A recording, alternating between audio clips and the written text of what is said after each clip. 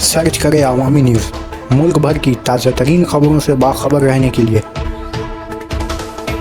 Subscribe करें हमारे channel को और बेल आइकन ज़रूर दबाएं।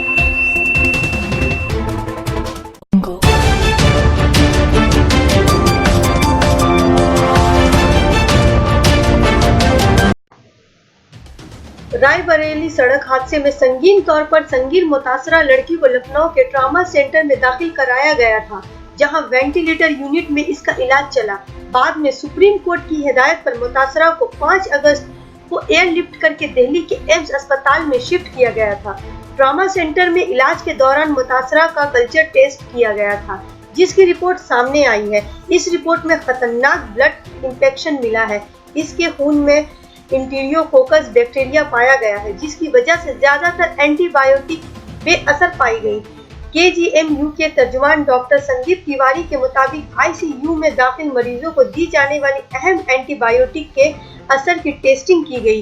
लैब में ड्रग सेंसिटिविटी टेस्टिंग बेअसर पाई गई। माहिरीन ने इसे मल्टी ड्रग रेजिस्टेंस करार दिया। मुतासरा में एंटीरियोकोकस बैक्टीरिया की तस्दीक हुई है। इसकी रिपोर्ट एम्स भेज दी जाएगी।